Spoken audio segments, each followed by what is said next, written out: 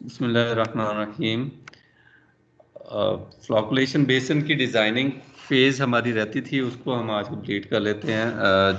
General consideration regarding the flocculation बेसन design have been shown over here. We can see that we have controlled mixing. That means that we have a little bit control over the mixing phenomena. हम खुद से उसकी जो RPM है वो design करते हैं और उसी आरपीएम के अगेंस्ट फिर हम उसकी जो फ्लॉक फॉर्मेशन है उसको ऑब्जर्व करते हैं। फ्लॉकुलेशन एड्स भी हम ऐड कर सकते हैं। Similarly Camp number which is very important parameter regarding the design of the flocculation chamber can also be observed over here, जिसमें हमारे पास ग्रेडियंट वेलोसिटी एंड टाइम का प्रोडक्ट जो है that is called as Camp number, and the values of gradient velocity and time have been shown over here accordingly, जिसमें 80, 40 and 20 general values है हमारे पास g की, and time is 30 to 60 minutes. GT का product जो है that must be between 50,000 to 100,000 value. And जो आपके जो फ्लॉकुलेशन चैम्बर्स हैं उनको आप अगर कंपार्टमेंट्स की फॉर्म में अगर डिज़ाइन कर लेते हैं एंड कंस्ट्रक्ट कर लेते हैं तो that would be much more easier कि आप without any dead ends or without any bypass or short circuiting जो है वो फ्लॉक फॉर्मेशन जो है वो कंडक्ट कर सकते हैं। अदरवाइज जो आप अगर कंपार्टमेंट्स नहीं बनाते तो आपका जो आपका आपके जो आप उसमें स्लो मिक्सिंग कर रहे हैं तो उस स्लो मिक्सिंग पे या तो आपकी पावर ज़्यादा लगेगी या फिर आपकी जो स्लो मिक्सिंग का इम्पैक्ट है वो इम्पार्ट नहीं होगा थ्रू आउट द कंपार्टमेंट। एक ही बड़ा कंपार्टमेंट होगा तो उसमें डेड एंड्स के चांसेस ज़्यादा हो जाएंगे और फ्लॉक फॉर्मेशन जो है या कोलिजन्स जो है वो मिनिमाइज हो जाएंगे। तो इस वजह से अगर आप कंपार्टमेंट्स बना लेते हैं तो हर कंपार्टमेंट में अपना अलग से उसमें वो जो मिक्सर होगा और वो मिक्सर जो है वो सफिशेंट कोलिजन्स प्रोड्यूस करेगा बिटवीन दी फ्लॉक्स एंड लार्जर फ्लॉक्स जो है वो डेवलप होने में हेल्प मिलेगी without the observation of dead ends. Similarly axial and cross flows हैं, ये आपके पास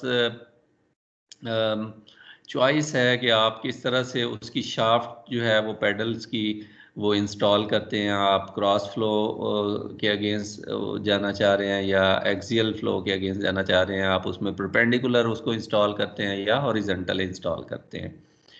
फिर इसी तरह ग्रेडियंट वेलोसिटी जो उनके कंपार्टमेंट्स हैं उनमें आपने ऑरिफिसेस रखे हैं, उनमें होल्स हैं जिन होल्स से सारा वाटर जो है वो मूव करेगा टुवर्ड्स द अदर कंपार्टमेंट।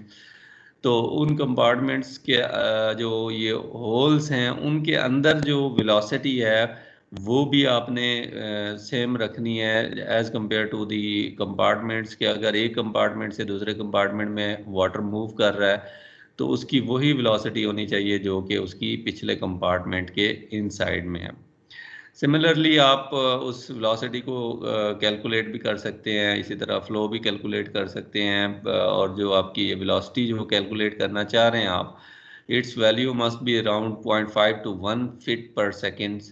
तो ये ऑरिफिस वेलोसिटी है और यही आप कह लें कि आपकी जो कंपार्टमेंट की वेलोसिटी भी इसी रेंज में होनी चाहिए। फिर जो पावर इम्पार्ट करनी है आपने या जो पावर कैलकुलेशंस हैं, ये हमने पहले फार्मूला देखा है प्रीवियस लेक्चर में कि हमारी पावर जो है वो that can be calculated as 0.97 CD/A and V cube, while CD is function of length to width और इसकी वैल्यू 1.2 to 1.9 है। जो एवरेज वैल्यू आप इसकी लेते हैं दैट इज 1.5। ठीक है, तो ये एवरेज बेसिस पे आप इसकी वैल्यू ले लेते हैं। और इसी तरह एरिया जो है पैडल ब्लेड एरिया वो कैलकुलेट कर सकते हैं आप, उसमें उसकी पैडल की जो लेंथ और विड्थ है वो आपको पता है तो यू कैन कैलकुलेट इजीली कि आपके जो पैडल एरिया है वो। ठीक है, सिमिलरली आप जब वो एरिया कैलकुलेट कर लेते हैं, एरिया ऑफ द कंपार्टमेंट है कि अगर आप एक साइड से उस कंपार्टमेंट को देखते हैं तो उसका जो क्रॉस सेक्शनल एरिया है लेंथ और विड्थ का, हाइट और विड्थ का, तो उसका 15 to 20% होना चाहिए आपका पेडल ब्लेड एरिया। अगर मैं इसको फर्दर एलेबोरेट करना चाहूँ तो ये आपको कुछ इस तरह से एक फिगर नज़र आनी चाहिए कि जिसमें आपका ये कंपार्टमेंट है, और इस कंपार्टमेंट को अगर आप ऑब्जर्व करते हैं और इसकी जो इसकी कह लें कि इसका एरिया है वो ये सामने इसका क्रॉस सेक्शनल एरिया है फॉर एग्जांपल, तो इसका 20% मैक्सिमम होना चाहिए। उससे ज़्यादा पैडल ब्लेड्स जो हैं उनका एरिया नहीं होना चाहिए। उससे क्या होगा कि फिर वाटर जो है उसकी मूवमेंट या उसकी रेजिस्टेंस जो है उसके लिए आपको ज़्यादा इश्यूज होंगे, तो इस वजह से फिर आप उन चीज़ों को अफोर्ड नहीं कर पाएंगे। फॉर एग्ज़ाम्पल अगर आप इसका जो कोई भी फ्लो पैटर्न लेते हैं, तो मैं सिर्फ यहाँ पे हम इसको आगे डिज़ाइन करेंगे, हम इसको प्रॉपर डिज़ाइन भी करेंगे, लेकिन before moving to the designing phase मैं अगर यहाँ पे ये सिर्फ शो करूँ कि अगर आपके पास ये कुछ इस तरह से बन रही है शेप, तो आप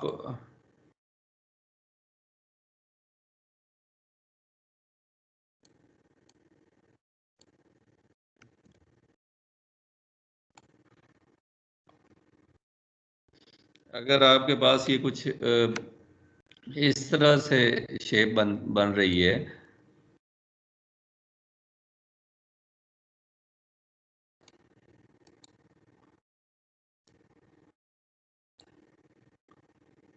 ये आपके पास उसका क्रॉस सेक्शनल एरिया था, और उसमें फिर आपके आप कहते हैं कि ये फर्दर उसमें आपने जो लगाए हैं ब्लेड लगाए हैं जो मूवमेंट के लिए, तो ये ब्लेड इंस्टॉल किए हुए हैं, तो इनकी जो होनी चाहिए इनका टोटल एरिया होना चाहिए वो 15 to 20% होना चाहिए of the total area of your जो आपका है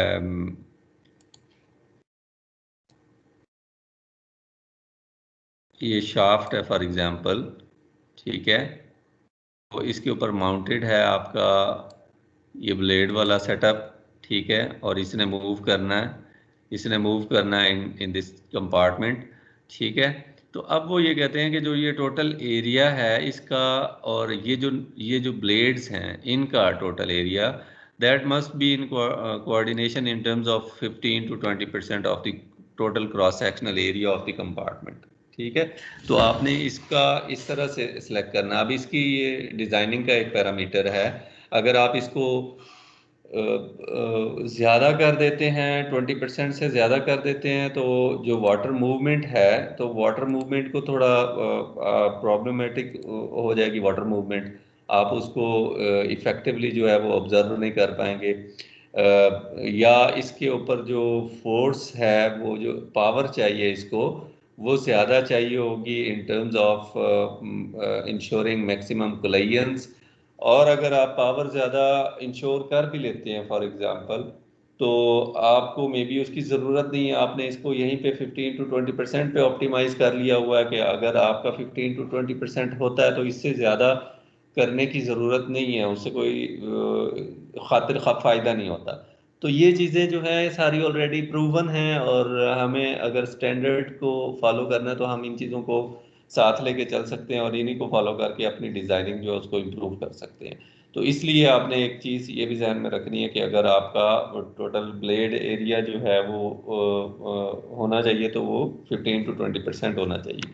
तो ये आप इजीली कैलकुलेट कर लेंगे। फॉर एग्जांपल आपके पास ये आप कहते हैं कि इसकी टोटल जो लेंथ है वो 3 फीट है, ये 0.5 फीट है, तो इसको आप मल्टीप्लाई करेंगे 3 into 0.5 और इसका एक का एरिया निकलेगा। सिमिलरली आप इनको काउंट डाउन करके उसको मल्टीप्लाई कर लेते हैं। इसी तरह आप इसका क्रॉस सेक्शनल एरिया ले लेते हैं और फिर उनकी परसेंटेज फाइंड आउट कर लेते हैं।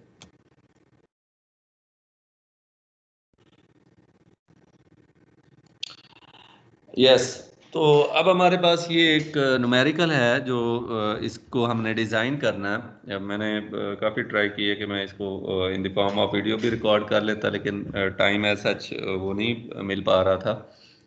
लास्ट क्लास भी इसी चक्कर में हमारी जो है वो थोड़ी सी डिले हो गई। तो हम पहले तो इस प्रॉब्लम को समझ लेते हैं कि ये प्रॉब्लम इटसेल्फ है क्या, देन इसकी रिक्वायरमेंट्स क्या हैं, क्या हमें इसमें डिटरमाइन क्या करना है, और फिर हम इसके सॉल्यूशन की तरफ चले जाएंगे कि इसको सॉर्ट आउट करना किस तरह से। ये करने के बाद फिर हम एक और पावर कैलकुलेशन के लिए अलग से एक न्यूमेरिकल कर लेते हैं, ताकि हमें एक तो इसकी designing along with many other parameters जो एक कॉम्प्रिहेंसिव एग्जांपल है वो भी हो जाए, पावर कैलकुलेशन भी हो जाए, और फिर हम जो है एक जनरल एग्जांपल जो है उसको एज एन असाइनमेंट जो है वो कर लेंगे। तो ये तीन ही पार्ट्स हैं हमारे आज के लेक्चर के। इन्हीं के अगेंस्ट हमने जो है वो डिस्कशन करनी है, इन्हीं को हमने सॉर्ट आउट करना है। तो आप जो टाइम है वो ऑलरेडी शॉर्ट हो चुकी है, जो टाइमिंग्स हैं, तो उसमें हम कंप्लीट करने की कोशिश करते हैं। इसलिए आप साथ के साथ इसको नोट डाउन भी करते जाएं, ताकि आपके पास नोट्स भी हों और आपको थोड़ा सा समझ भी आ जाए कि आपके लिए इजी हो कि डिज़ाइनिंग जो है इसकी वो कैसे करनी है। अब आप एक चीज़ ध्यान में रखें कि हम वाटर ट्रीटमेंट का जो सेक्शन है फ्लॉकुलेशन चैम्बर या फ्लॉकुलेशन बेसन वो डिज़ाइन करना चाह रहे हैं, और उसकी डिज़ाइनिंग के लिए हम ये न्यूमेरिकल प्रॉब्लम सॉल्व कर रहे हैं।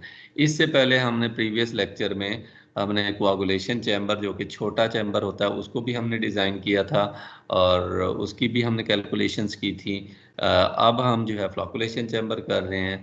मे बी इन फ्यूचर हमें जो सेडिमेंटेशन के न्यूमेरिकल्स हैं उनको डिस्कस करना पड़े, सिमिलरली हमें फिल्ट्रेशन के ऊपर जाना पड़े, डिसइंफेक्शन की तरफ।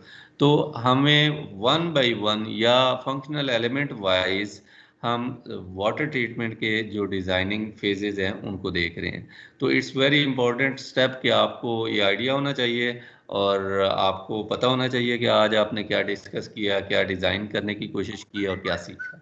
ठीक है।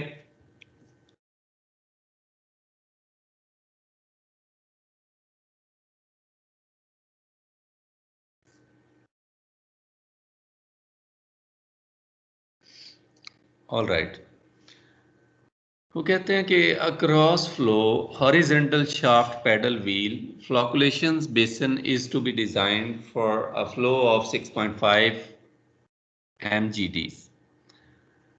एक तो क्रॉस फ्लो है, हॉरिजेंटल शाफ्ट है, इसमें वर्टिकल शाफ्ट नहीं है, क्रॉस फ्लो है। और फिर पैडल व्हील फ्लॉकुलेशन बेसन है, इसमें डिफरेंट पैडल्स हमने डिज़ाइन करके लगाने हैं।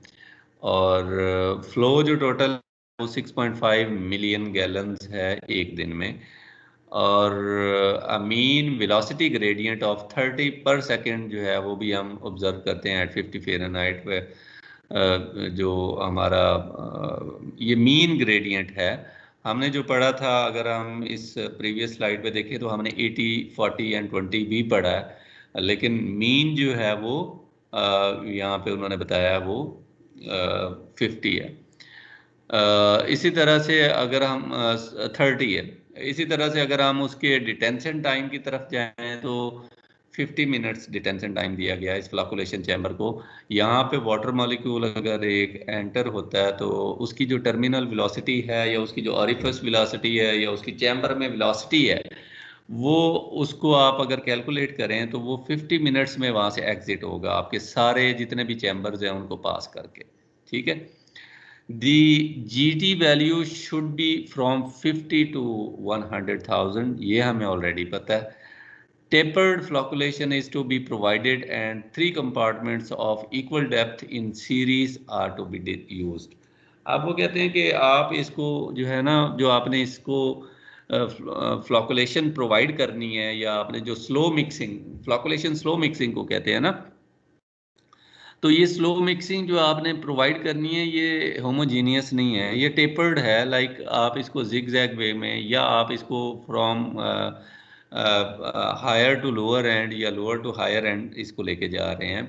जिसमें आप कह लें कि the G values determined from laboratory test for the 3 compartments are G1, जो कंपार्टमेंट फर्स्ट आपका है उसमें 50/सेकंड है, G2 25/सेकंड है एंड G3 इज 15/सेकंड। ठीक है, तो ये आपके पास ओवरऑल जो आपका सिनारियो डेवलप हो रहा है, ये टोटल अगर आप करें तो 90/सेकंड बनता है। सारे जी अगर कैलकुलेट करें, ऐड अप करें और फिर उनकी एवरेज लें तो वही 30/सेकंड आपके पास मीन ग्रेडियंट वेलोसिटी भी आ जाती है।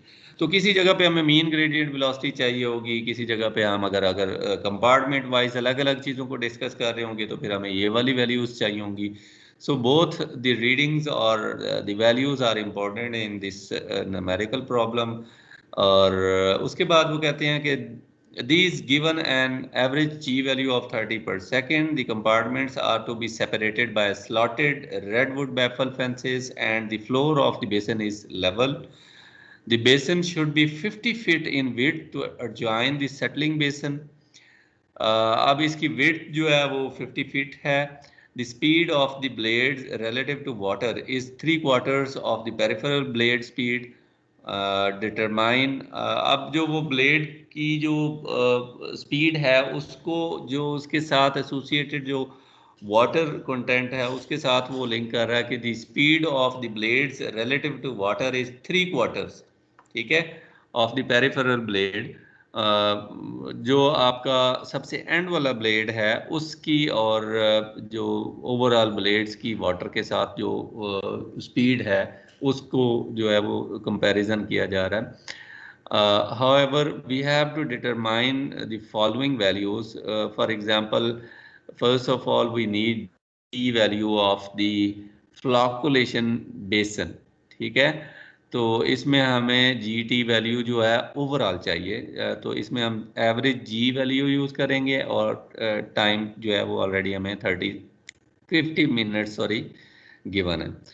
दी बेसिन डायमेंशंस हमने फाइंड आउट करने हैं। हमें एक डायमेंशन पता है कि 50 फीट इसकी विड्थ होनी है और दूसरा हमें ये भी पता है कि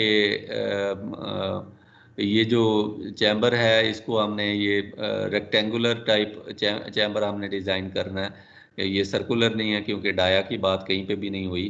फिर द पैडल व्हील डिज़ाइन हमने डिज़ाइन करना है, जो पैडल इसके अंदर हम लगाएंगे, इंस्टॉल करेंगे, वो पैडल जिन्होंने पावर के थ्रू मूव होना है और मैक्सिमम क्लाइंस जो हैं वो इंश्योर करने हैं। Similarly we need to find out the power to impart to the water in each compartment. कितनी पावर चाहिए हमें जो वाटर को प्रोवाइड की जाए for individual compartments. The rotational speed of each horizontal shaft in RPM, ठीक है, the peripheral speed of the outside paddle blades in FPS. तो ये हमें ये सारी चीज़ें जो हैं ये फाइंड आउट करनी है। इनमें दो तीन चीज़ें हैं उनको ज़रा आप जहन में रखें कि जब भी इस तरह का कोई क्वेश्चन आता है तो उसमें बेसिक आपको इंफ्रास्ट्रक्चर जो आप डिज़ाइन करना चाह रहे हैं उसके बारे में कुछ चीज़ें पूछी जा सकती हैं। उसके बाद जो अंदर आप उसके अंदर गैजेट्स इंस्टॉल करने जा रहे हैं in terms of pedal wheels etcetera, तो उनके रिलेटेड कुछ चीज़ें पूछी जा सकती हैं कि उनकी स्पीड क्या हो सकती है, उनको कितनी पावर चाहिए हो सकती है और उसमें जो है वो उसकी अपनी डिज़ाइनिंग क्या होगी, पेडल व्हील की डिज़ाइनिंग क्या होगी। तो ये इस तरह की ही चीज़ें हैं, कोई इतना ज़्यादा आप इनको कॉम्प्लेक्सिटी की तरफ ना जाएं। अगर हम फोकस्ड रहें towards our basic objective of the construction of flocculation chamber, तो हमें पता चल जाएगा कि हम उसी चैम्बर के अंदर ही इस्तेमाल होने वाली सारी चीज़ों के बारे में बात कर रहे हैं, कोई नई चीज़ या कोई मुश्किल चीज़ हम डिस्कस नहीं कर रहे। ठीक है, तो सबसे पहले तो ये अब आपकी अंडरस्टैंडिंग डेवलप होनी चाहिए कि ये क्वेश्चन है क्या और ये कहता क्या है। ठीक है, अगर कोई स्टूडेंट ऐसा है जिसको अभी क्वेश्चन की समझ नहीं आई तो वो अभी से बता दे ताकि हम फिर सॉल्यूशन की तरफ बाद में जाएं। पहले हम इसकी जो अगर कोई एम्बिग्विटी है तो उसको क्लियर कर लें, अगर नहीं है तो हम मूव ऑन करते हैं प्लीज़।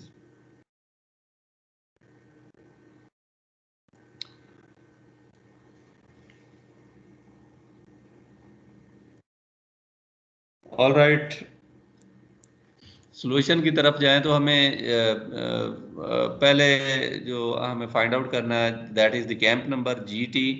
तो जी हमारे पास एवरेज था 30 पर सेकेंड और 50 मिनट्स का टाइम था हमारे पास जो वाटर ने उसमें स्पेंड करना है हमारे चैम्बर में। तो 6.5 मिलियन गैलन्स के हिसाब से फिर हमें उसका GT कैलकुलेट करना था विच वाज लाइक अगर हमारे पास 50 मिनट्स है तो उसको हमने सेकंड्स में कन्वर्ट कर दिया और ओवरऑल हमारे पास जो इन तीनों चीज़ों का प्रोडक्ट है that is the 90,000 which is quite less than 100,000। तो इसलिए हम इसको प्रोसीड करेंगे। अगर यहाँ पे हमारा ये 100,000 से ऊपर चली जाती वैल्यू तो फिर हम इसको जो है एडजस्ट करने के लिए टाइम को कम करते या GT वैल्यू को चेंज करते। हम कहते कि हमारे पास जो डिज़ाइन पैरामीटर्स हैं जो प्रूवन चीज़ें हैं उनके अगेंस्ट जा रहा है तो इस वजह से हम इसको फर्दर प्रोसीड नहीं करते। तो that was like it's not feasible और नॉट ओके। तो अभी अगर हमारी values within the given range आ गई हैं तो this step is okay and we can move for the further determination of different parameters.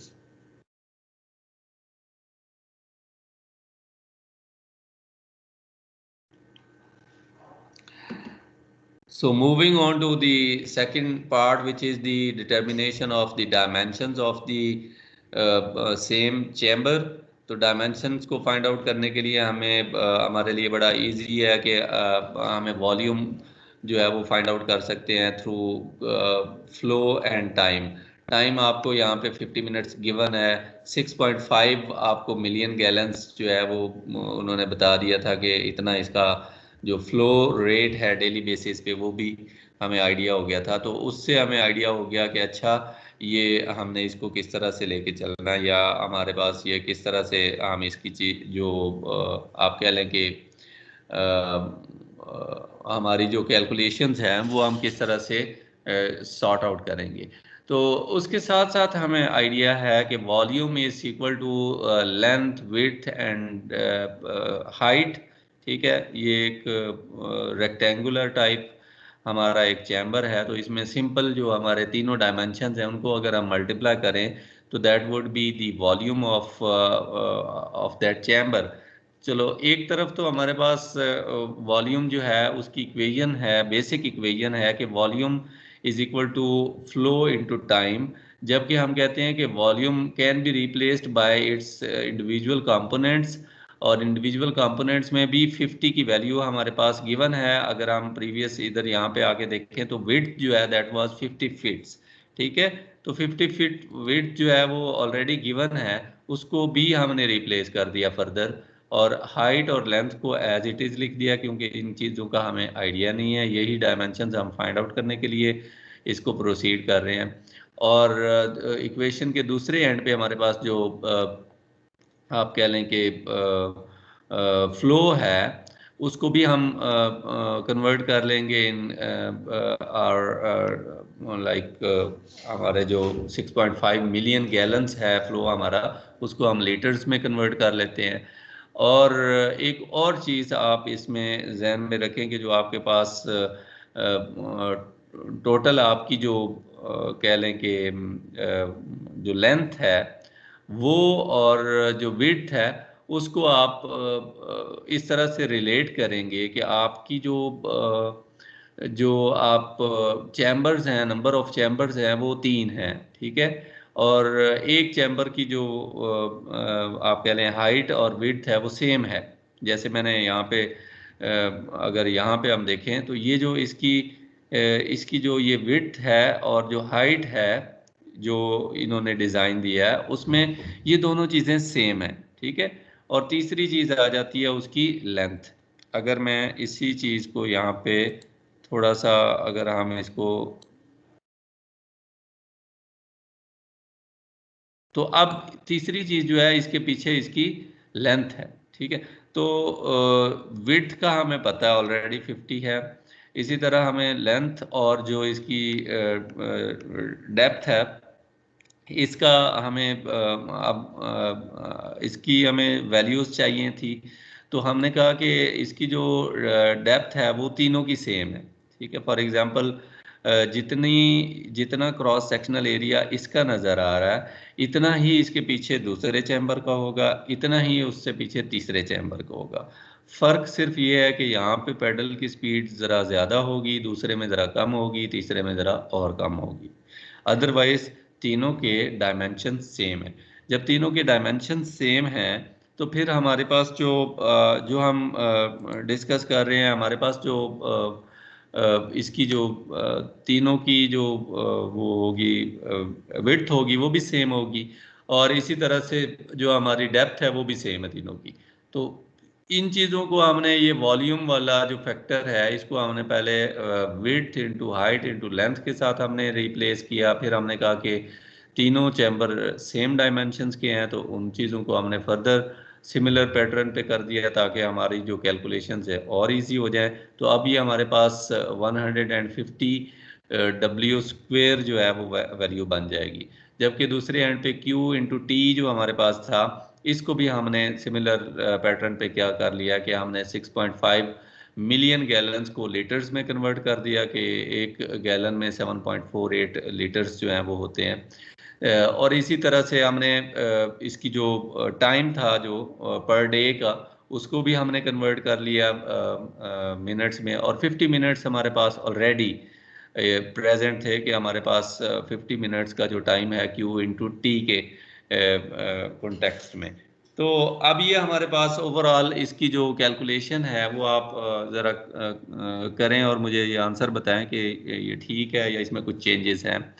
कि आपका 6.5 मिलियन गैलन्स जो है वो मल्टीप्लाई बाय टाइम जो है उसकी वैल्यू क्या आती है, और उसके बाद डब्ल्यू की वैल्यू कैलकुलेट करें।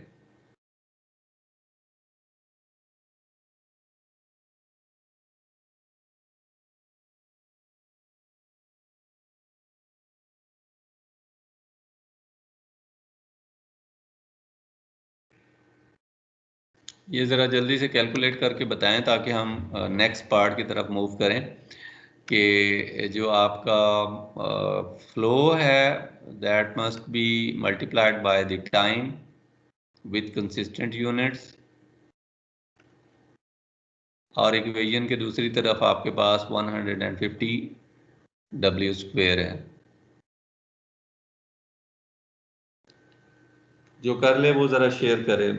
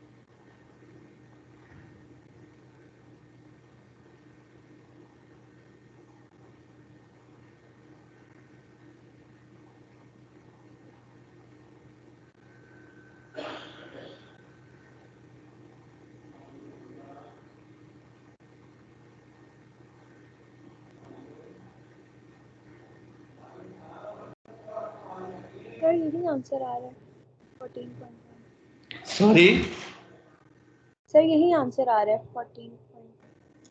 अच्छा चलें फिर इसको जो है वो वेरीफाई कर लें बाकी भी कि आप अगर एक डायमेंशन आपके पास आ गया है तो उसको वाइंड अप कर दें या फैक्टर ऑफ सेफ्टी या उसको राउंड ऑफ करके आप 14.25 फीट जो है वो आपका जो ड्यूरिंग कंस्ट्रक्शन जो है आप यूज़ करेंगे विदाउट सेफ्टी फैक्टर। ये अभी आपने राउंड ऑफ किया है, इसमें सेफ्टी फैक्टर ऐड नहीं है।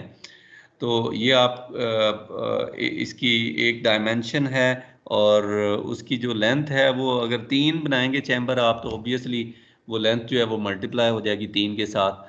और विड्थ ऑलरेडी आपको गिवन है 50 और विड्थ का उन्होंने कहा था कि 50 इस वजह से है अगर आप यहाँ पे देखें ना तो ये आपके पास 42 है टोटल जो लेंथ बन रही है तीनों चैम्बर्स की, जबकि विड्थ जो है वो स्टिल ज़्यादा है। तो इसका उन्होंने ऑलरेडी साथ एक रीजनिंग दे दी थी अगर आपने गौर किया हो कि 50 feet in width to adjoin the settling basin. तो जो हमारे पास आगे है ना आप कह लें कि जो हमारा सेडिमेंटेशन टैंक है उसके साथ इस इंफ्रास्ट्रक्चर को ज्वाइन करने के लिए उसकी जो है वो वेट हमें इतनी रखनी पड़ी है। ठीक है, तो वो हमारी उस तरफ से मजबूरी है आप कह लें कि इस वजह से हमें उतना रखना पड़ा। और मोस्ट ऑफ द टाइम्स आपने देखा होगा कि चाहे सर्कुलर भी हो अगर या वो हो आपका ये रेक्टेंगुलर हो तो इसको हम सेडिमेंटेशन टैंक के साथ एसोसिएटेड ही रखते हैं और हम कोशिश करते हैं कि कम से कम टर्बुलेंस में हमारी सेडिमेंटेशन जो है वो अचीव हो जाए। तो ये हमारे पास टोटल वॉल्यूम आ जाएगा और यही हमें डायमेंशंस चाहिए थे कि हमें इसकी हाइट का या डेप्थ का पता चल जाए, हमें इसकी लेंथ का पता चल जाए, हमें इसकी विड्थ का पता चल जाए, हमें इसका टोटल वॉल्यूम पता चल जाए। तो that is the dimension of that chamber और बेसन जो आपने डिज़ाइन करना है and then you have to construct that. और उसका जो टोटल वॉल्यूम है वो 30,000 और 30.5 थाउजेंड क्यूबिक फीट जो है वो ऑलमोस्ट होना चाहिए। तो वो आपने ये अगर आपने अचीव कर लिया, सब ने अगर कैलकुलेट कर लिया है और सबका यही आंसर आ गया तो फिर हम मूव ऑन करते हैं प्लीज़। अब थोड़ा सा यहाँ पे एक और चीज़ जो है उसको हमने इन्वॉल्व करना है, उसको अंडरस्टैंड करने के लिए या उसको देखने के लिए आपको थोड़ा सा इसमें एक्टिवली पार्टिसिपेट करना पड़ेगा। आपको समझना पड़ेगा कि हम क्या बात कर रहे हैं और वो किस तरह से हम उसको यहाँ पे एग्जीक्यूट कर रहे हैं। फॉर एग्जांपल हम यहाँ पे कह रहे हैं कि जो व्हील डिज़ाइन है वो हम करना चाह रहे हैं, जो थर्ड हमारा ऑब्जेक्टिव था। तो 4 व्हील्स हम इंस्टॉल करेंगे इसमें और ईच विद 6 ब्लेड्स। ठीक है, हर व्हील के ऊपर 6 ब्लेड्स हैं।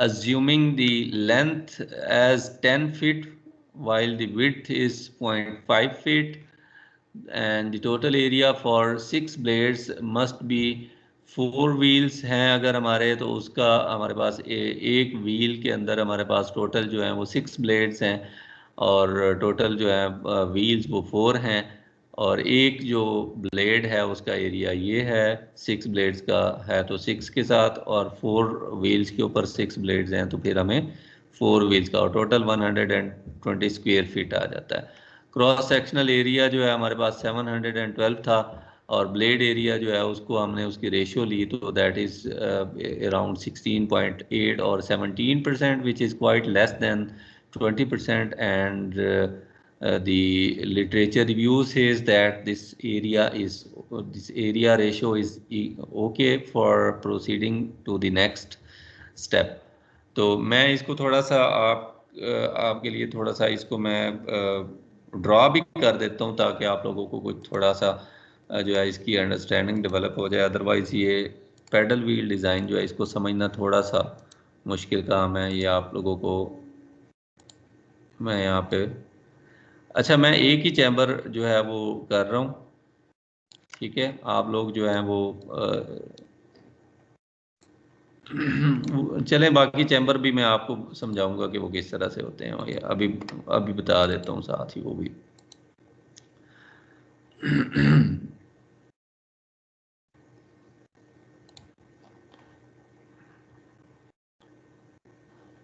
अच्छा जी, ये है चैम्बर आपने जो डिज़ाइन किया है। इसमें आपने कहा कि 30,000 स्क्वायर फीट क्यूबिक फीट जो है इसका, ये आप कह लें कि वो है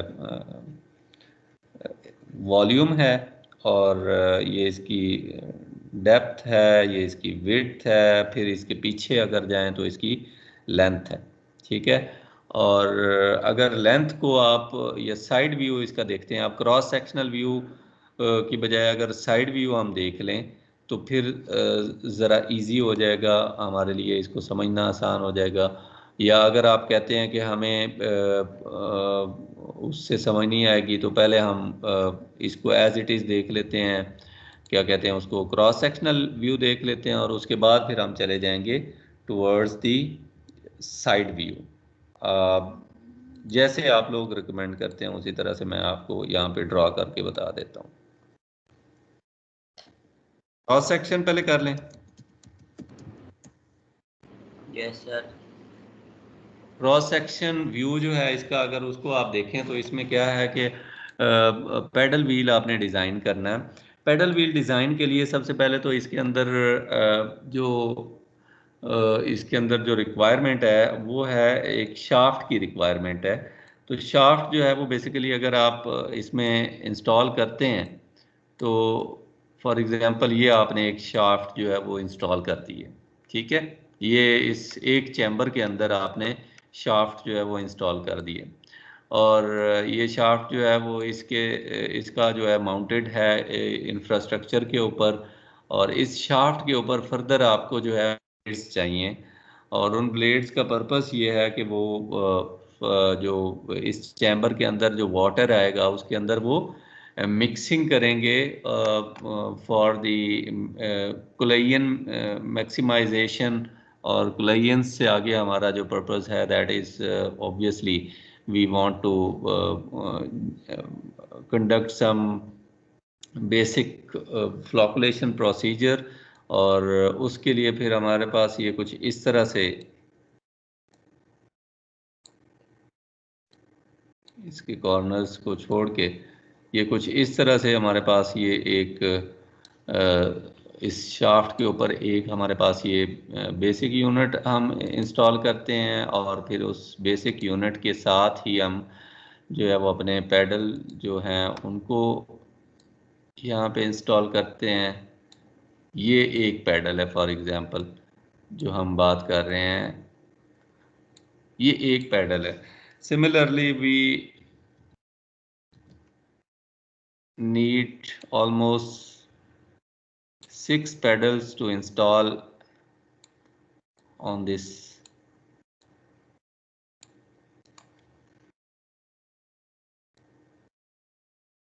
shaft। ये 3 हो गए और 3 इधर हो गए। तो इस तरह से कुछ ये स्ट्रक्चर होगा। ये शाफ्ट जो है ये माउंटेड है, ठीक है, और इसके ऊपर ये पेडल्स जो हैं ये हमने इंस्टॉल कर दिए हैं। तो अब आपको इसका क्रॉस सेक्शन देख के कुछ आइडिया हो रहा होगा कि जो फ्लो है that is from outside to the inside of the screen. ठीक है। व्हेन द फ्लो और the water molecule will hit these blades, तो ये ऑटोमेटिकली मूव करेगा एक तो, और दूसरे नंबर पे आप इसको पार भी प्रोवाइड कर रहे हैं, तो ये जो इसकी मूवमेंट है that will create some G value, gradient velocity create करेगी। अगर आप इसकी स्पीड को थोड़ा तेज कर देते हैं तो that would B 50 gradient velocity, अगर कम कर देते हैं तो दैट वुड बी 20 और 30। और तो जितना आप इसको जिस चैम्बर को डिस्कस कर रहे हैं, डिज़ाइन कर रहे हैं, उस चैम्बर के हिसाब से आप उसकी जो वैल्यूज़ हैं उनको डिस्कस करते जाते हैं।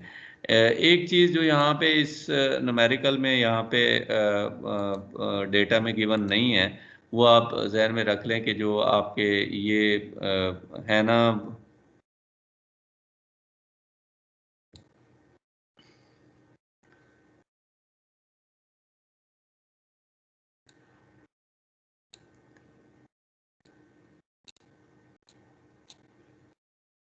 ये जो आपके पास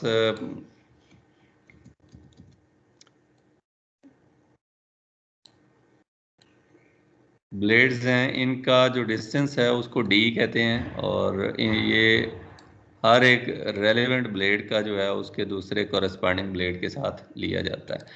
और इसको अगर हम देखें तो डी की वैल्यू कुछ इस तरह से आप फाइंड आउट कर सकते हैं। ये डिस्टेंस है centre to centre of each blade, जो कि अगर आप very close to the shaft पहला ब्लेड ले रहे हैं तो दूसरी तरफ से जो very close to shaft blade है that would be like having distance as D1। ठीक है, ये फॉर एग्जांपल आपके पास D1 है इक्वल्स टू 10 और 5 फीट कह लें। ठीक है,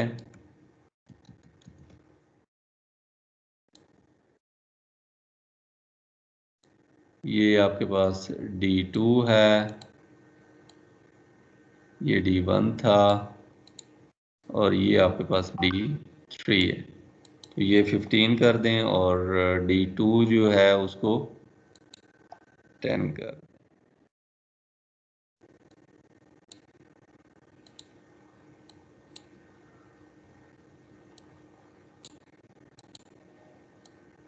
ठीक है, तो ये वैल्यू भी आपको ये थोड़ा सा आइडिया होना चाहिए कि इनका भी रोल होता है।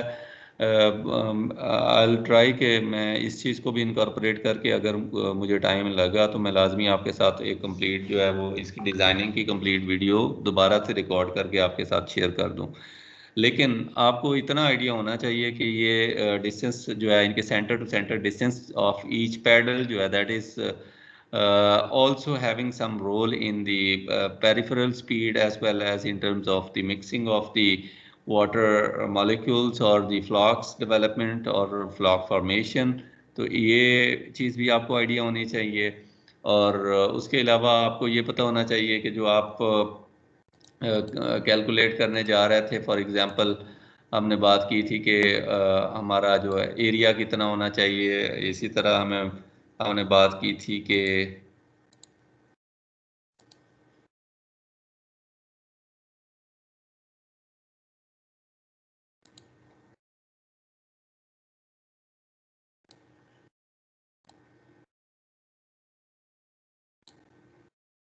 तो ये आपके पास दूसरी वैल्यू आ जाती है कि आपने एक ब्लेड का एरिया जो है वो किस तरह से फाइंड आउट करना है। तो वो हम यहाँ पे कैलकुलेट कर सकते हैं, जैसे उसने मेंशन भी किया हुआ है, वो न्यूमेरिकल में हमने कैलकुलेट किया जब देखा तो उसमें भी उसने मेंशन किया हुआ है कि इसकी जो टोटल है फॉर एग्जांपल, तो ये उसकी टोटल डायमेंशन है 10 फीट अगर। ठीक है, तो एट द सेम टाइम जो डायमेंशन है इसकी इन टर्म्स ऑफ इट्स विड्थ तो वो 0.5 फीट है। अब आप अंदाज़ा लगाएं कि ये 0.5 फीट है, ये 10 फीट है, इसको आप मल्टीप्लाई करेंगे जब, ठीक है, तो आपके पास इस एक ब्लेड की, ये जो आपके पास एक ब्लेड है, मैं इसका कलर चेंज कर देता हूँ, इस ब्लेड का आपके पास वॉल्यूम आ जाता है, एरिया आ जाता है। अब एरिया हम क्यों कैलकुलेट कर रहे हैं, क्योंकि हमें इस जो टोटल चैम्बर है इसका एरिया और ये इन सारे ब्लेड्स का एरिया जो है, इन सब को हमें एक रेशियो के अगेंस्ट चेक करना है। अगर उस रेशियो के अंदर वो लाई करते हैं तो फिर हमें प्रोसीड करना है, अदरवाइज हमें उसको चेंज करना है, हमें उसको करेक्ट और हमें उसके अकॉर्डिंगली इसको डिज़ाइन करना है। तो अब पहले तो आप इसको कैलकुलेट कर लें, फिर उसके बाद मैं जो है इसके चैम्बर्स की जो बाकी डिटेल्स हैं उसकी तरफ जाऊंगा। तो आपको पहले तो ये पता होना चाहिए कि ये कुछ इस तरह से जो है वो हम ये चीज़ कैलकुलेट करने जा रहे थे, और इसका एरिया एक का हमने कैलकुलेट कर दिया। तो इसका एरिया कितना आ जाएगा, कोई मुझे जल्दी से बता दे ज़रा।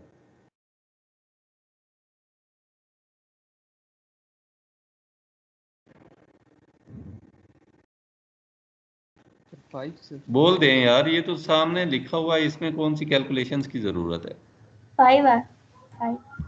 क्या चीज़ 5 meters? Feet square. 5 feet sir. हाँ जी, क्या 5 किलो? फिट स्केयर हाँ जी, फिट स्केयर सर। हाँ 5 स्क्वायर फीट इसका टोटल जो एक ब्लेड है इसका टोटल एरिया आ जाएगा 5 स्क्वायर फीट। अच्छा, इसी तरह से 5 इसका हो जाएगा, 5 इसका है, 5 इसका है, 5 इसका है, 5 इसका है, तो टोटल 6 आपके पास ब्लेड्स हैं और 5 स्क्वायर फीट एक ब्लेड का जो टोटल एरिया है। आप उन सबको मल्टीप्लाई करेंगे 6 के साथ, तो तब जाके आपके पास वो, आप कह लें कि आपके पास ये चीज़ बन जाती है कि आप इसको कंसीडर करते हैं कि आपके पास ये एक जो आपका ब्लेड, एक पैडल है उसके ऊपर जो नंबर ऑफ ब्लेड्स हैं वो 6 हैं और एक व्हील जो है वो आपने डिज़ाइन कर लिया। और इस तरह के जो ये मैंने बनाया है, इस तरह के आपके किसी भी जो आपका है ना, आप कह लें कि अगर मैं इसको यहाँ पे कोशिश करूँ कि ये कन्वर्ट हो जाए into that form which is quite difficult. तो इस तरह के एक चैम्बर में, ये एक चैम्बर था ना हमारा, तो ये मैंने ज़रा इनलार्ज करके बना दिए हैं। अगर हम इसको अगर हम इसको लेके चलते हैं, इसी चैम्बर को अगर हम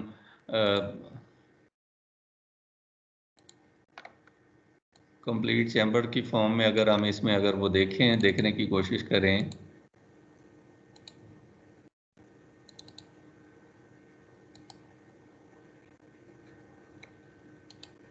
ये अगर चैम्बर था और इसमें हमने कहा कि ये हमारे पास इसकी जो शाफ्ट है वो हमारे पास कुछ अगर इस तरह से है,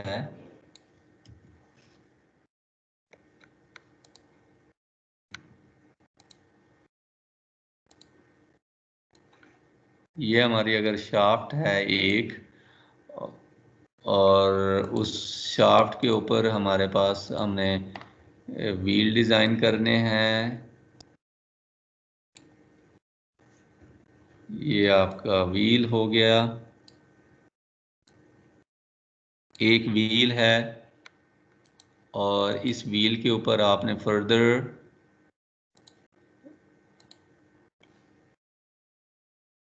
ब्लेड्स इंस्टॉल करने हैं और वो ब्लेड्स फॉर एग्जांपल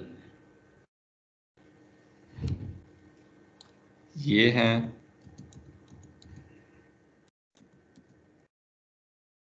यहाँ पे एक है, ये दूसरा है, ये तीसरा है, 3 एक साइड पे आ गए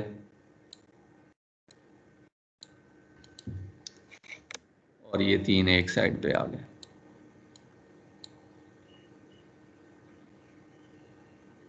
ठीक है,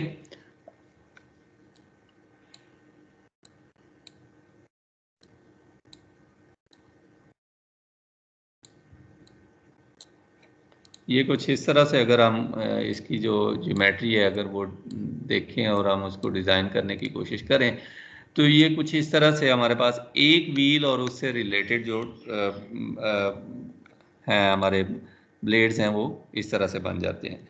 लेकिन हम कह रहे हैं कि एक चैम्बर के अंदर हमारे जो हैं वो टोटल 4 हैं इस तरह के ब्लेड्स। ठीक है, तो अगर हमारे पास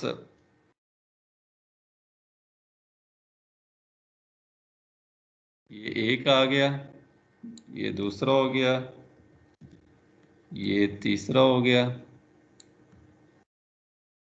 ये चौथा हो गया।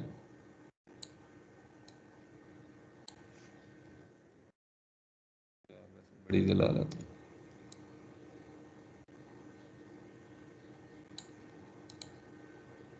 चैम्बर ही छोटा करना पड़ना।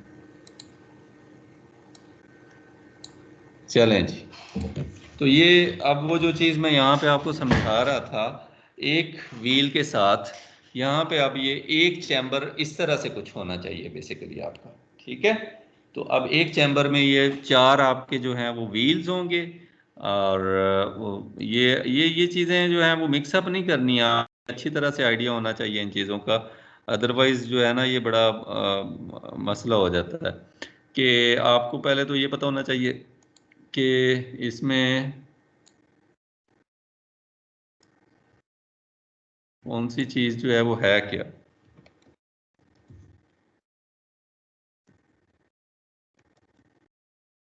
तो ये व्हील है बेसिकली, ठीक है, ये व्हील है।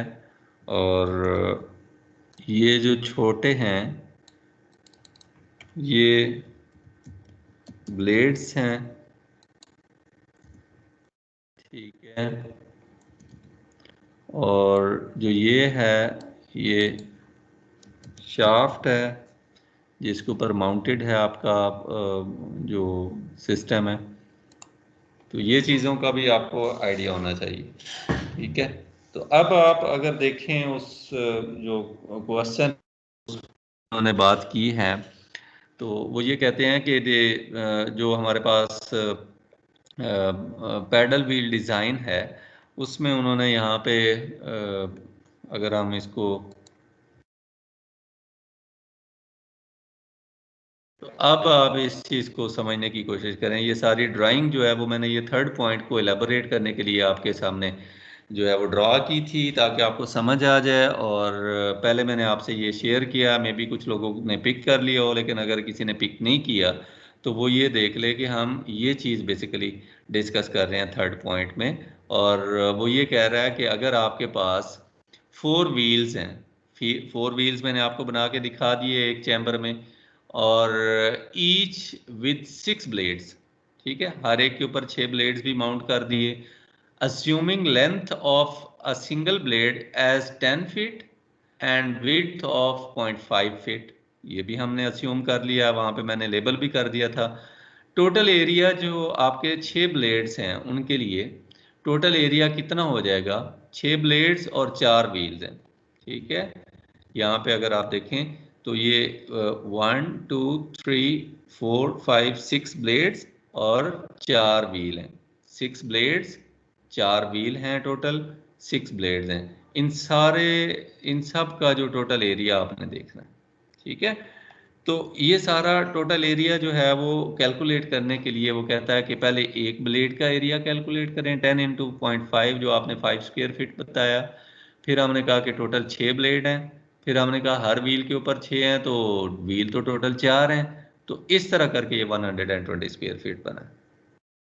और फिर इसको आपने जब क्रॉस सेक्शनल एरिया देखा है तो क्रॉस सेक्शनल एरिया आपने कहा था कि हमारे पास जो डेप्थ इंटू विड्थ है वो 50 × 14.25 है, और उसका जो है वो आंसर वो 712 आ रहा था। ये इस चीज़ को कह रहे हैं कि जो आप अगर इस चीज़ में कंफ्यूज हैं कि ये कौन सी है, तो ये इस चीज़ की है, ये विड्थ है। और इसी तरह से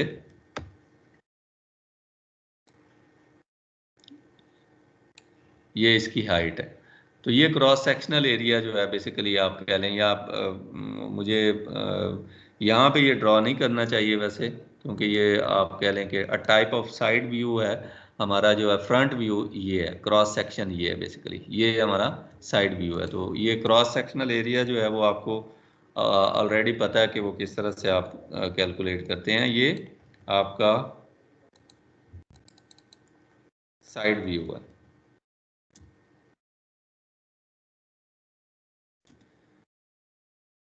एक साइड से अगर आप देखते हैं तो आपको कुछ इस तरह से। अब एक चीज़ आपने कंफ्यूज नहीं करनी, मैंने ना आपको समझाने के लिए, अगर आप क्रॉस सेक्शन में देख रहे हैं तो तब भी ऐसे ही लगा लगा हुआ है, सामने फ्रंट पे ब्लेड लगे हुए हैं, वाटर जाके हिट करेगा और ये मूव करेगा। और अगर इस फिगर को देखें तो इसमें तो हमें अब टेक्निकली जो वाटर की मूवमेंट है, दैट दैट इज अंडरस्टूड कि वाटर की मूवमेंट अब इसमें वाटर की मूवमेंट जो है वो इस तरफ से है, ठीक है। क्रॉस सेक्शन तो इसका ये बन रहा था ना, ठीक है। तो वाटर की मूवमेंट अगर इस तरह से है तो ये इधर को मूव करके हैं, ये वाटर इधर जा रहा है तो ये किस तरह से मूव करेंगे। तो ये बेसिकली इनकी जो डायरेक्शन है दैट इज इसी पैटर्न पे है कि ये वाटर को ही अब इस व्यू में वाटर जो है वो from outside the screen to the inside screen जो है मूव कर रहा है, आप जिस जो देख रहे हैं उस डायरेक्शन में ही वाटर मूव कर रहा है। तो ये डायरेक्शन राइट डायरेक्शन है, लेकिन यहाँ पे मैंने इसका व्यू जो है वो सिर्फ आपको समझाने के लिए इस तरह बना दिया। अदरवाइज ये आप इसको अगर आप देखना चाहेंगे ना इन terms of your like side view, आप अगर ब्लेड्स को भी इनके साइड व्यू के हिसाब से अगर देखना चाहते हैं तो that would B quite simple line, और उसमें कोई सच कोई इतना आपको खास पता नहीं चलेगा कि ये क्या चीज़ है। ठीक है, तो वो अगर आप इसको इमेजिन करें ना तो ये कुछ इस तरह से आपको ये कुछ इस तरह से कोई चीज़ नज़र आएगी। अगर आप इमेजिन करें तो ये इसका साइड व्यू अगर आप इसको इस वाटर के सामने रखते हैं तो ये कुछ इस तरह से कोई चीज़ नज़र आएगी। तो वो अगर मैं ड्रा कर देता तो ऑब्वियसली आपको समझ ना आती। तो इस वजह से मैंने जो साइड व्यू है उसमें भी आपको इसका क्रॉस सेक्शन टाइप ही व्यू दिखाया है, और साथ ये बता दिया कि साइड व्यू से देखने पे आपको ये कितने 4 ब्लेड्स इस तरह से नज़र आ जाते हैं। अदरवाइज अगर आप क्रॉस सेक्शन में देखेंगे तो बाकी के 4 ब्लेड जो हैं वो इसी के साथ इसी पैटर्न के एक ही जियोमेट्री है, एक ही एरिया है, blades, number of blades, number of wheels, size of wheel, तो वो सारे के सारे जो हैं वो एक ही पैटर्न पे हैं, तो वो इसके पीछे हैं, वो नज़र नहीं आ रहे हमें। फ्रंट एंड से या क्रॉस सेक्शन से हमें सिर्फ एक ही सामने नज़र आ रहा है। ठीक है, जबकि यहाँ पे साइड व्यू पे हमें सारे नज़र आ रहे हैं, लेकिन सिर्फ हमने उनकी जो आप कह लें ओरिएंटेशन है वो मैंने थोड़ी सी चेंज कर दी। ठीक है, तो इसको कंफ्यूज नहीं करना आपने काइंडली, ये सिर्फ आपको समझाने के लिए था। तो फिर मैं आपको ये समझा दूं कि use 4 wheels each with 6 blades. ठीक है, 4 व्हील्स हैं हमने वो देख लिए, 6 ब्लेड्स हैं हर एक के ऊपर। Assuming the length of 10 feet and width of 0.5 feet. Total area for 6 blades and 4 wheels would be around 10 into 0.5 per blade and 6 blades in total while 4 wheels. तो 120 स्क्वायर फीट है, और क्रॉस सेक्शनल एरिया हमने देखा कि 50 into 14.25 जो है 25 जो है 712.5 स्क्वायर फीट आ गया। और ब्लेड एरिया जो आपने उसकी जो रेशो देखनी है दैट इज 16.84, जो आप डिवाइड करते हैं अगर 120 को 712 के साथ तो आपके पास ये 16 या 17 आ जाता है, और इसकी जो रेशियो बनती है that is quite below 20%, which is okay for the existing design. ठीक है, कोई अगर किसी किस्म का इशू है, किसी को समझ नहीं आ रही, तो वो मुझे बता दें ताकि हम उसको डिस्कस करें। Otherwise we must move forward, अभी और बहुत सारी चीज़ें रहती हैं।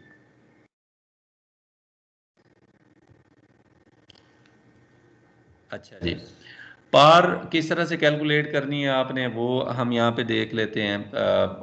It's very easy. हमने इसका पार का जो फार्मूला है वो कोआगुलेशन में भी सेम फार्मूला यूज़ किया है, फ्लॉकुलेशन में भी मैंने आपको उसी वक्त बता दिया था कि सेम फार्मूला यूज़ होगा, क्योंकि जो आपका व्हील है या पेडल्स हैं वो चाहे कोआगुलेशन में हो चाहे फ्लॉकुलेशन में हो, पावर तो उनको सेम चाहिए। बस ज़्यादा से ज़्यादा ये है कि उसकी वैल्यू जो है वो कम ज़्यादा हो सकती है। वहाँ पे आपको टर्बुलेंट कंडीशंस चाहिए थी तो ज़्यादा पावर के साथ रैपिड मिक्सिंग कर रहे थे, यहाँ पे आपको जेंटल मिक्सिंग चाहिए तो स्लो पावर के साथ स्लो मिक्सिंग कर रहे हैं आप, तो फॉर्मूला तो वही रहेगा ना। तो पावर का फार्मूला हमारे पास ऑलरेडी हमने पावर का फार्मूला हमने देखा था कि जी स्क्वेयर म्यू वॉल्यूम है, और इसको जो है वो हम कैलकुलेट कर सकते हैं in terms of individual compartment as well, कि हमारे पास जो ये यहाँ पे हमारे पास ये है, ये एक कंपार्टमेंट है। ठीक है, तो जब आप इसको भी अगर फर्दर आगे अगर आप इसको देखते हैं ना डिज़ाइन इसका, तो इस तरह के तीन आपके पास कंपार्टमेंट्स हैं। ठीक है, ये फ्लॉकुलेशन चैम्बर का सिर्फ एक आपके पास है वो जो चैम्बर है।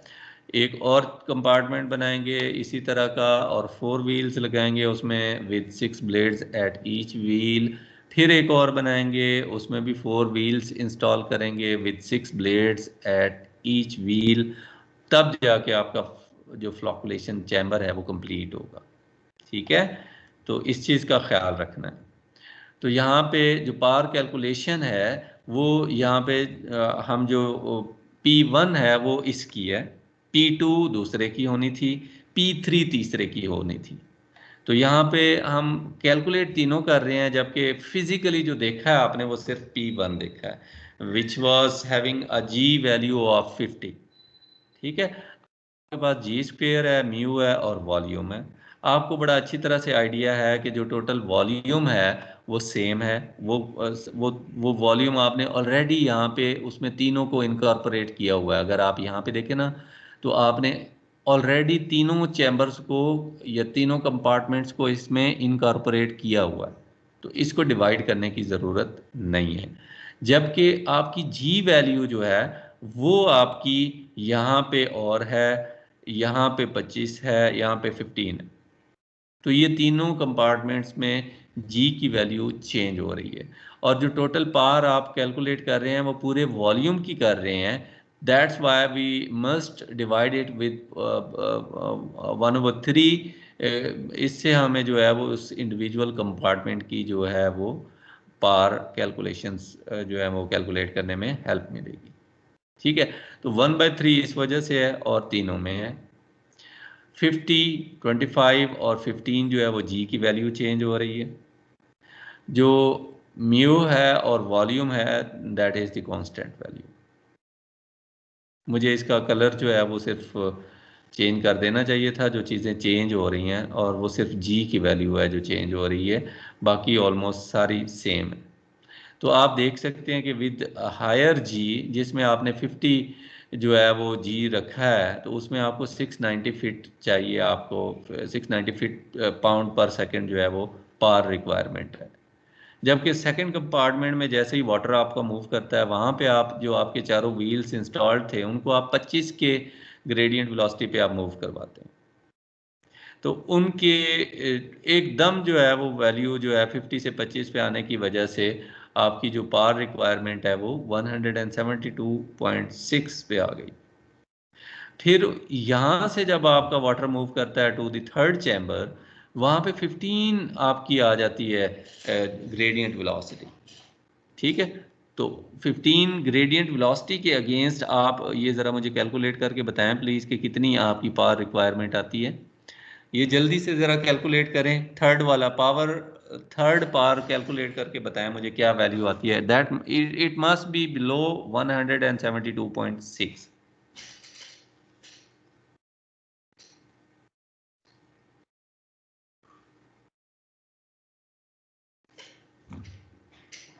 Hurry up please.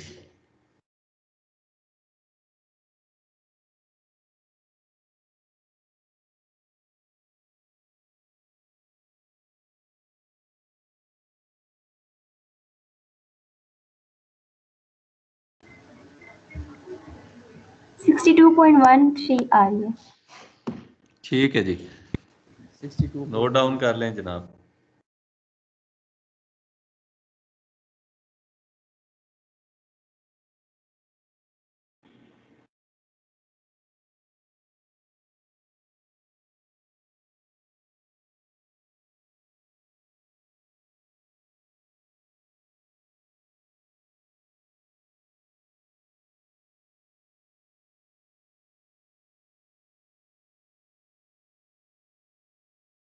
कर लें, जल्दी करें ज़रा। नेक्स्ट क्वेश्चन अब देखते हैं, हमारा नेक्स्ट क्वेश्चन क्या है। पेडल व्हील डिज़ाइन भी हो गया, power imported to the water in each compartment भी हमने कर ली है। अब आ गया हमारे पास फिफ्थ वाला। इसमें वो कहता है कि the rotational speed of each horizontal shaft in RPM. अब हमें रोटेशनल स्पीड चाहिए, ठीक है, और शाफ्ट की चाहिए, हर व्हील की अलग अलग से पार चाहिए, वो स्पीड चाहिए। तो वो हम किस तरह से करेंगे कैलकुलेट? आप लोग रेडी हैं? Should I move? yes sir. Okay Yes sir. Okay okay okay. एक चीज़ का यहाँ पे आपने पहले एक चीज़ समझनी है, फिर उसके बाद हमने कैलकुलेट करनी है। ठीक है, पहले आप उस चीज़ को समझ लें, उसके बाद कैलकुलेशंस की तरफ जाएंगे। अगर आपको समझ आ गई तो कैलकुलेशंस जो हैं वो इजी हैं, उनको आप लेटर ऑन कंप्लीट कर सकते हैं। अगर समझ नहीं आएगी तो फिर प्रॉब्लम है। अगर आप थोड़ा सा गौर कर स्पीड ऑफ ईच व्हील जो है वो आपने कैलकुलेट करनी है। शाफ्ट के ऊपर तो व्हील ही माउंटेड है ना, तो शाफ्ट की जो रोटेशनल स्पीड वो अगर पूछ रहे हैं तो हर व्हील जो माउंटेड है ऑन द शाफ्ट, ये आपकी शाफ्ट के ऊपर जो ये व्हील्स माउंटेड हैं इनकी स्पीड जो है वो आपने कैलकुलेट करनी है। और उसके साथ साथ आपने जो इनकी इंडिविजुअल पावर है वो भी आपने कैलकुलेट करनी है। फॉर एग्जांपल आपने तो कहा था कि हमारा जो इसको मैंने कंपार्टमेंट नंबर 1 का नाम दिया है, और जो हमने पावर कैलकुलेट की थी that was around 690 feet pound पर सेकंड जो हमारी पावर आ रही थी 690। तो ये पूरे चैम्बर की थी, समझ आ रही है? पूरे चैम्बर की जो पावर रिक्वायरमेंट थी दैट वाज 690। अगर मैं सिर्फ इसकी कैलकुलेट करना चाहूं तो क्या करना होगा, कोई बता सकता है? 690 या 700 टोटल पूरे इस पूरे चैम्बर की सर है। मैं डिवाइड कर देंगे सर, मैं क्या मैं 4 से सर। 4 से डिवाइड कर देंगे, वेरी गुड। तो यहाँ पे भी यही किया हुआ है, यही इसका जो है डिज़ाइन जो है उसको समझाने की मैं कोशिश कर रहा था कि आप power imparted in the first compartment is 690 feet pound per second for 4 wheels. Therefore, power imparted per wheel would be 690 divided by 4, और वो 172.5 फीट पाउंड पर सेकेंड आ जाती है। तो अब ये 172.5 आपने ये नहीं समझ लेना कि जो कंपार्टमेंट 2 की जो है पावर वो इधर लगा दी है। ये हर एक इंडिविजुअल उसकी आप कह रहे हैं लकीली उतनी वैल्यू आ गई है कि हर एक व्हील की अपनी पावर जो है वो इतनी उसकी पावर रिक्वायरमेंट है, और इसके आगे आपने कैलकुलेशंस करनी है। अब हमें एक और फार्मूला मैंने यहाँ पे आज ही जो आपको मैंने कहा था कि डिज़ाइन पैरामीटर्स आप लोग नोट डाउन कर लें, उसमें हमें पावर का इस जी स्क्वेयर म्यू वी के अलावा एक और फार्मूला भी हमने देखा था, और उसमें हमने अगर हम उसको रिकॉल ही कर लें तो बेहतर है, बजाय इसके कि हवा हवाई आप इस चीज़ को कंसीडर करें कि हमने कहा था कि हमारे पास फोर्स जो है वो ये होती है जिसमें वेलोसिटी का स्क्वायर था। फिर हमने कहा कि फोर्स को अगर आप मल्टीप्लाई कर देना वेलोसिटी के साथ तो इट बिकम्स पावर, ठीक है? तो फोर्स जो है इसको, ये कंप्लीट फोर्स को वेलोसिटी के साथ मल्टीप्लाई कर देते हैं तो इट बिकम्स पावर। तो ये आपके पास वी क्यूब बन गया, ठीक है? तो बेसिकली आपकी जो पावर है it is equal to C D, ये ड्रैग कोएफिशिएंट था हमारे पास, और एरिया है हमारे पास। एरिया हमने पैडल्स का एरिया हमें पता है जी, छः ब्लेड हैं तो उनके ऊपर जो पैडल्स हैं उनका एरिया तो हमें पता है। डेंसिटी ऑफ वाटर भी हमें पता है। स्पीड हमें हम कैलकुलेट कर लेंगे या पावर हम कैलकुलेट कर लेंगे, दोनों में से एक चीज़ ही कैलकुलेट करनी है। तो अब इस केस में हमारे पास पावर तो उस कंपार्टमेंट की भी आ गई, उस व्हील की भी आ गई पावर हमारे पास, ये भी हमें पता है, एरिया भी हमें पता है, डेंसिटी भी हमें पता है, तो हम स्पीड फाइंड आउट कर सकते हैं। समझ आ रही है? तो यहाँ पे भी उन्होंने यही कहा है कि rotational speed of each horizontal shaft in RPM calculate करें। तो हम वापस मूव करते हैं अपने न्यूमेरिकल की सॉल्यूशन की तरफ। तो यहाँ पे आप देखें कि ये आपके पास जो आ रहा था, जो हमारे पास फॉर्मूला है उसको हमने सिंपल इसको जो इसकी जो वैल्यूज़ हैं उनको हमने बिल्कुल राउंड ऑफ कर लिया, आप कह लें कि हमारे पास जो उसमें वैल्यू थी ना हमारी जो डेंसिटी की भी, वो भी हमने इसमें इनकॉर्पोरेट कर दी है। और पावर जो है that is 0.97 C D A V cube. अब ये वॉल्यूम नहीं है, it is the blade velocity relative to the water velocity, ठीक है? और इसको आप जो है वो कैलकुलेट कर सकते हैं in terms of velocity is equal to 0.75 RPS into pi D. तो ये आपका जो फॉर्मूला है ये वेलोसिटी को कैलकुलेट करने के लिए है, ब्लेड वेलोसिटी को कैलकुलेट करने के लिए, ठीक है?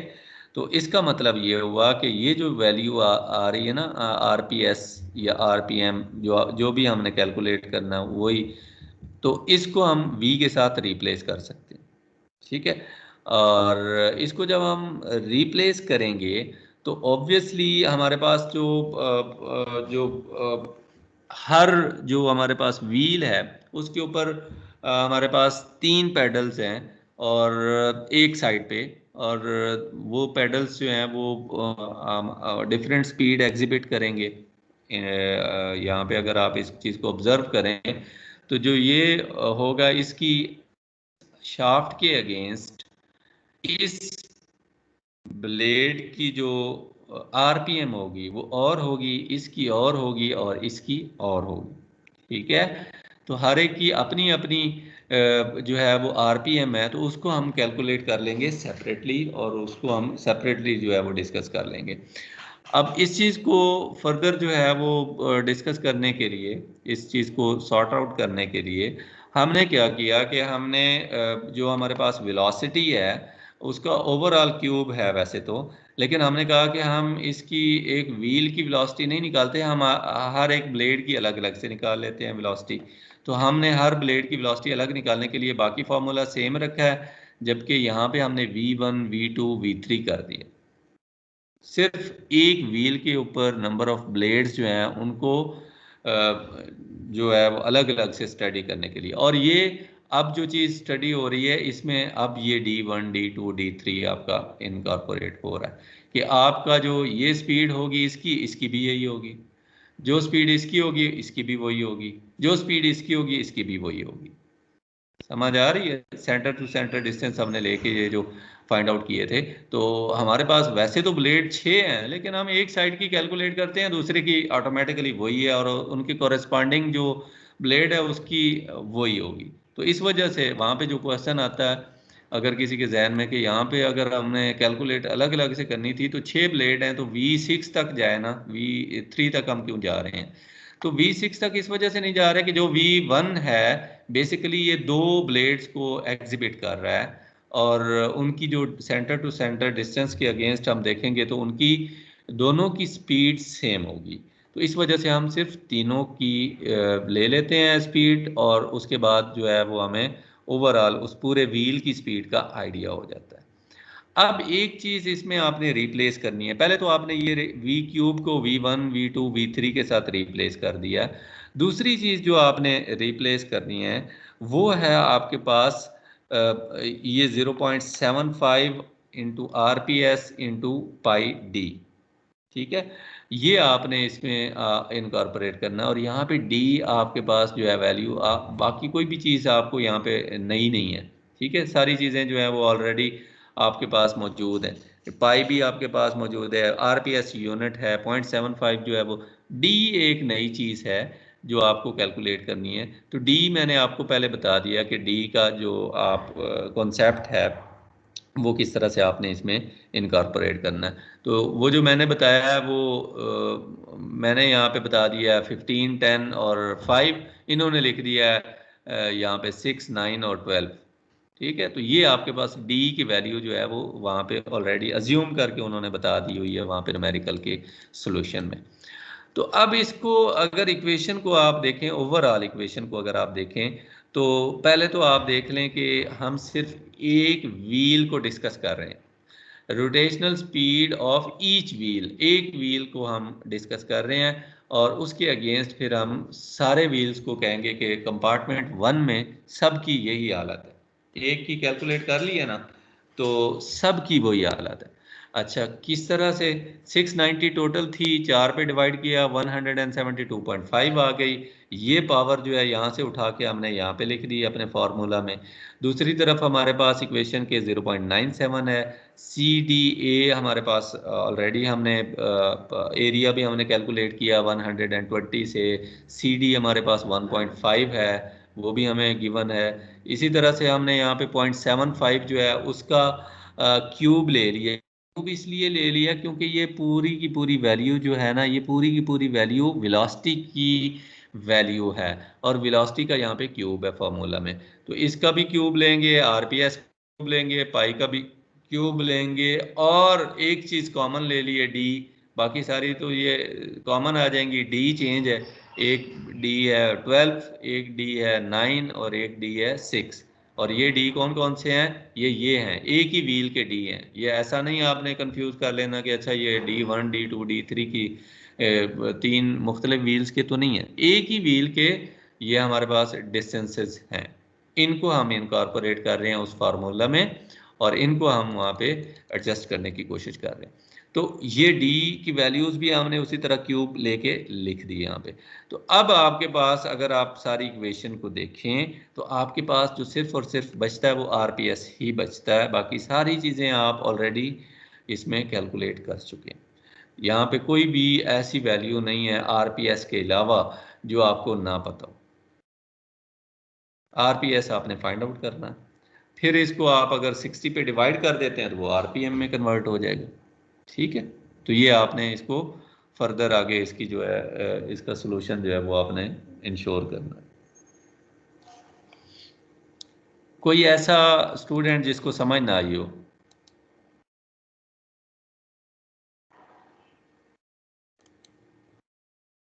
हाँ जी, बताएगा कोई? ओके जरा ऊंचा बोलें यार। आ गई ये समझ या नहीं आई? सर, आ गया। आगे सर। अच्छा, अगर समझ आ गई है तो मुझे ज़रा ये वैल्यू बता दें, क्या आई थी वैल्यू आपकी थर्ड कंपार्टमेंट की पावर की?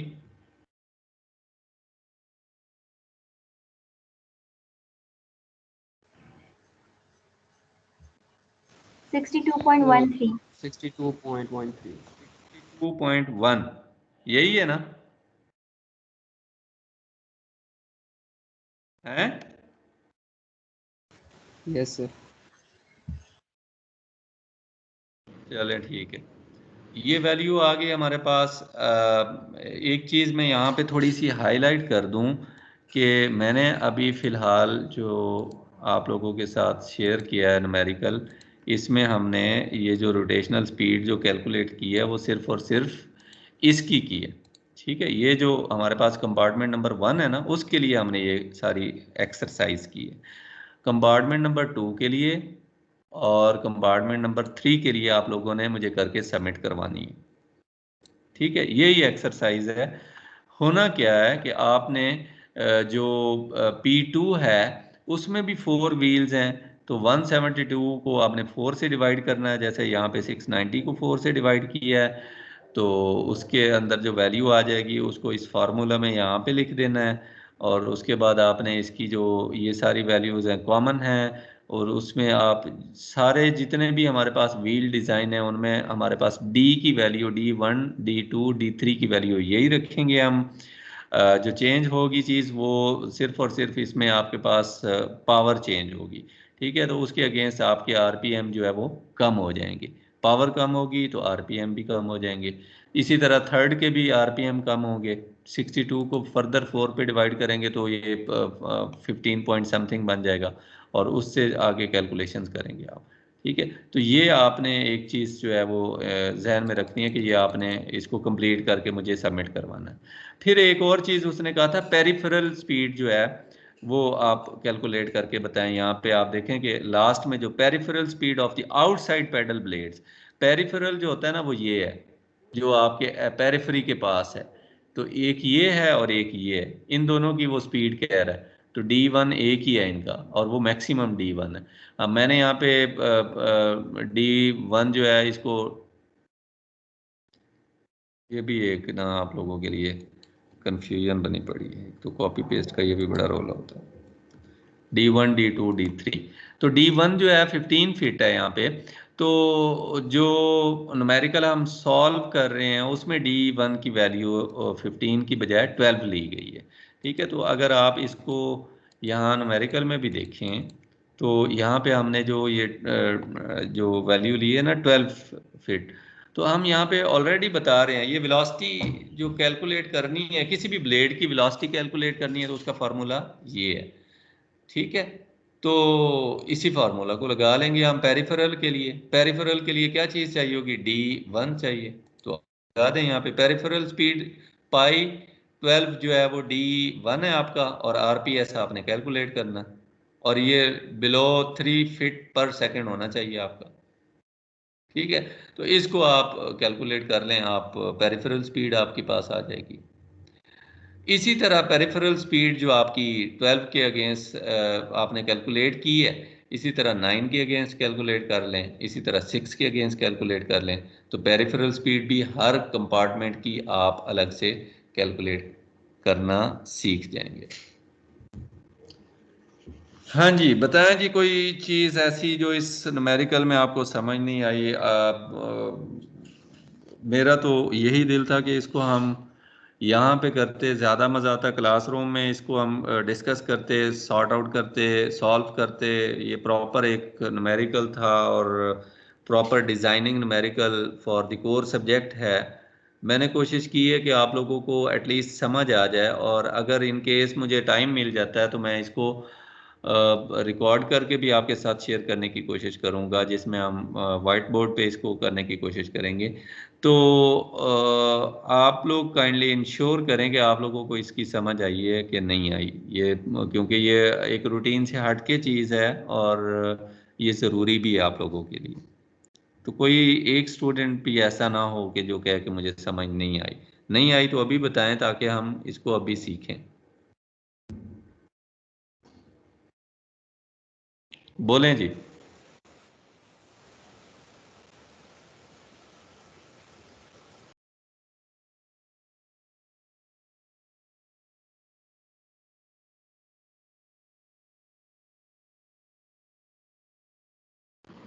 आ गई है सर। चलें, अगर किसी को समझ नहीं भी आई और अगर वो यहाँ पे शेयर नहीं करना चाहता तो वो मुझसे बाद में भी कांटेक्ट कर सकता है, समझ सकता है। मैंने बड़ी कोशिश की है कि आप लोगों को इसकी समझ आ जाए।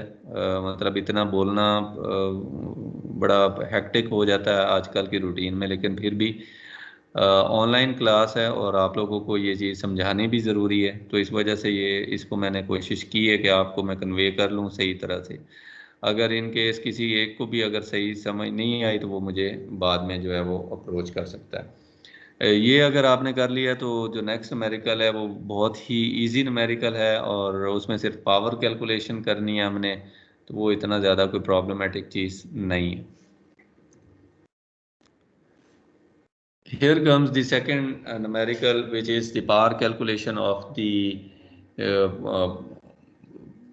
shaft in a flocculation chamber.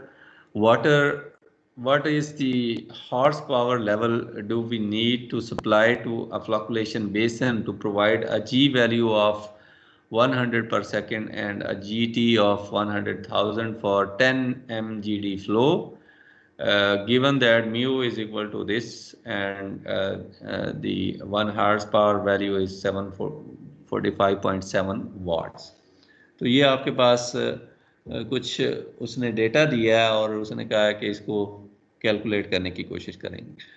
किसी को अगर ये स्टेटमेंट देख के कंफ्यूजिंग नहीं लगी और समझ आ गई है तो वो थोड़ा सा इलाबोरेट कर दे कि हम किस तरह से कैलकुलेट कर सकते हैं। कुछ रिकॉल कर रहे हो, कोई चीज़ जहन में आ गई होगी यार ये इस तरह हो सकता है।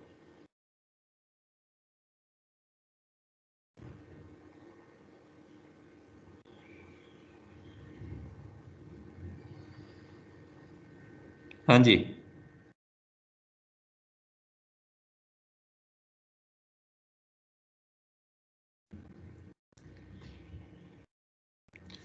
कोई ये जहन में आ गया हो फार्मूला? Yes sir. ये फार्मूला है ना पावर रिक्वायरमेंट का, P equals to G square mu V. ठीक है, तो इसमें आप वैल्यूज जो है वो पुट कर सकते हैं। वॉल्यूम भी नहीं है आपके पास, जी की वैल्यू गिवन है आपको, वॉल्यूम आपके पास गिवन नहीं है, फ्लो गिवन है ऊपर, तो ये कैसे होगा? जी की वैल्यू गिवन है, जी टी की वैल्यू गिवन है। अच्छा, ये इट्स क्वाइट सिंपल कि आप सिंपल इसमें ये देखें ना, जी टी जो है वो कैंप नंबर है, वो गिवन है आपको, जी की वैल्यू भी गिवन है, तो टी की वैल्यू यहाँ से आप इजीली कैलकुलेट कर सकते हैं because G T is equal to 100,000, तो 100,000 is equal to 100 into time. ठीक है, तो 100 को डिवाइड करें इसके साथ और ये आपके पास 1000 सेकंड्स आ जाएगा आंसर, टाइम जो है। ठीक है, तो टाइम भी आ गया और फ्लो जो है 10 mgd है आपके पास, तो Q इंटू टी जो है वो आपको वॉल्यूम की वैल्यू दे देगा।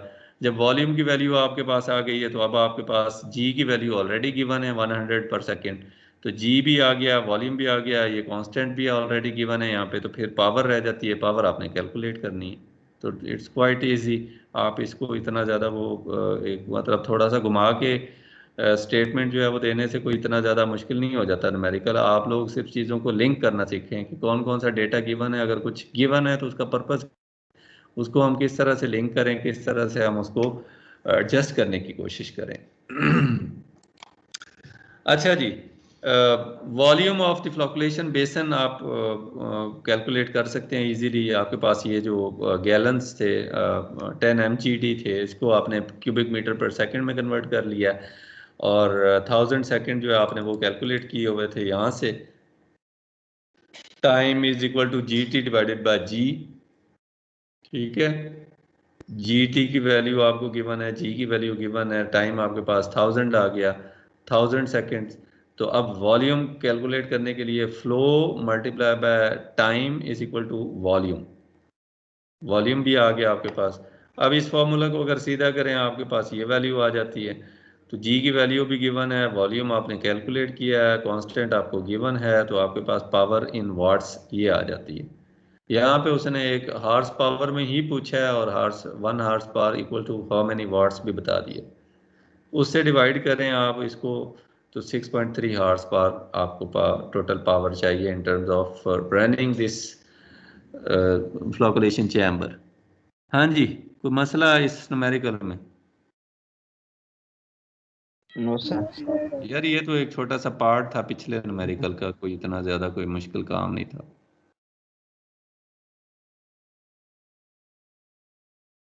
क्लास है आगे आप लोगों की अनवर? Yes sir. कब है सर 11:15। 11:50 पे? 11:15 सर। 11:15, अच्छा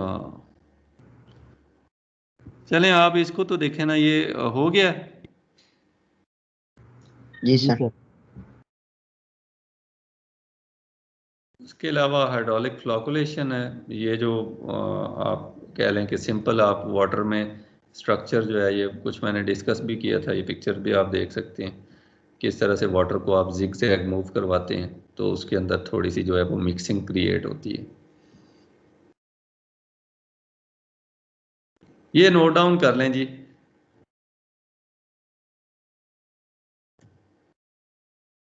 ये तो बिल्कुल स्ट्रेट फॉरवर्ड सा न्यूमेरिकल है ना, ये इसमें कोई इतनी वो पिछले न्यूमेरिकल की तरह कोई चीज़ ही नहीं है। नोट डाउन करें और फिर मुझे बताएं, कंफर्म करें कि हमने नोट डाउन कर लिया है। और इवन अगर आप लोगों ने नोट डाउन नहीं भी किया तो आप वीडियो से ये फिर बाद में देख सकते हैं, इसको पॉज करके देख लीजिएगा। अभी मैं आपको ये समझा दूं तो बेहतर है। एक ना आपने वाटर ट्रीटमेंट में मुझे एक असाइनमेंट सबमिट करवानी है। उस असाइनमेंट में एक तो आपने ये क्वेश्चन करना है, सॉर्ट आउट करना है, इस क्वेश्चन को सॉल्व करना है। इस क्वेश्चन को सॉल्व करने के साथ साथ जो है वो आपने ये वाला जो क्वेश्चन है इसके जो पार्ट्स मैंने बताए हैं, पार्ट कंपार्टमेंट नंबर 2 के लिए और कंपार्टमेंट नंबर 3 के लिए, वो इन दोनों कंपार्टमेंट्स के लिए पोर्शन 5 और 5, 6 और 7 जो है ये आपने कैलकुलेट करके बताना है। ठीक है, इन दोनों के लिए ये काम करके बताना है। और इसके लिए जो कंपार्टमेंट नंबर 1 है इसके लिए ये जो स्ट्रक्चर बना हुआ है इसको कंप्लीट करना है। वैल्यूज आती क्या है, जवाब क्या आ रहा है, आंसर क्या है, ये आपने कैलकुलेट करके, तो एक कंप्लीट जो है वो न्यूमेरिकल ये आपने सबमिट करवाना है, कंप्लीट न्यूमेरिकल। 2-4 चीज़ें हैं ये तो आप साथ जमा करवा देंगे तो कौन सा इतना कोई फ़र्क पड़ रहा है, प्रैक्टिस ही हो जाएगी ना। ये कंप्लीट न्यूमेरिकल करें, इसको कंप्लीट एंड तक लेके जाना है। और इसके अलावा